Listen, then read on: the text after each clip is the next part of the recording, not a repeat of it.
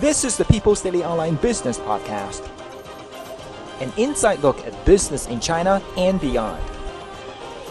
I'm Zhenyu Li.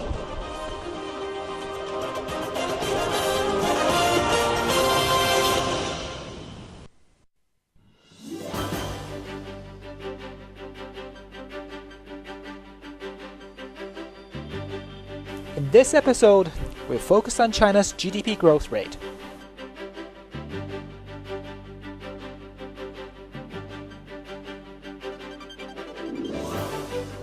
Our special guests today are Paola Subacchi from Chatham House and Yale University Senior Fellow Stephen Roach.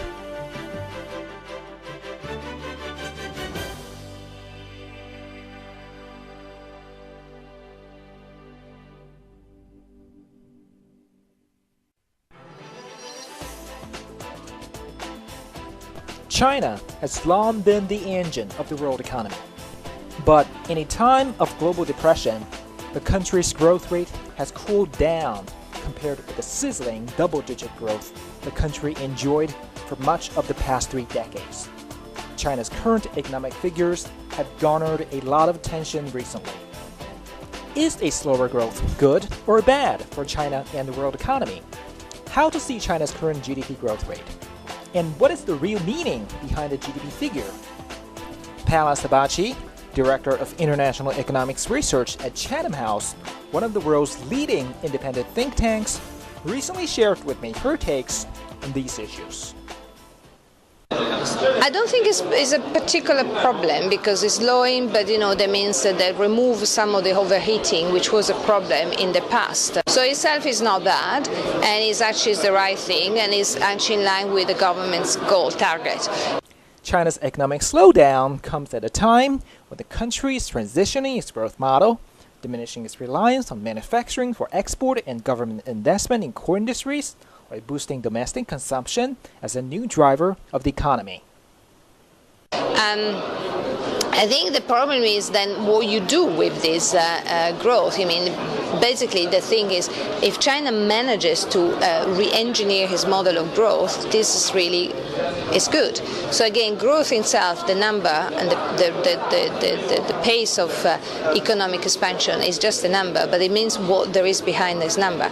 And in my view, is right because China is now moving towards the next stage of development. So when China will be an advanced economy, so the growth rate of the economy will be even lower because obviously it's like consuming a lot of. So when an economy develops, tend to have more slack and more, the catching up effect is much stronger. Subacchi's views were echoed by Stephen Roach, the former chairman of Morgan Stanley Asia and a current senior fellow at Yale University. China is changing its stripes. It's rebalancing away from a model that's probably not the most sustainable model for the long haul to one that is better balanced, and I think that's a very important development and one that should be talked about. The problem is we're addicted to 10% growth in the United States and in Europe because China is mainly the only source of growth in the global economy. At its current stage of development, decades of double-digit growth have become unsustainable for China. It is not only the rate of growth that matters, but also the quality of growth. The current growth rate is slower, but more sustainable over the medium and long term. A China that grows at a slower but more sustainable pace would be positive for the world economy.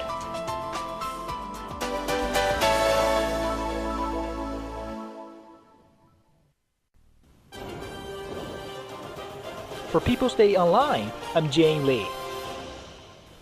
For additional quality coverage on China in audio, video, and text, visit People's Daily Online at people.cn.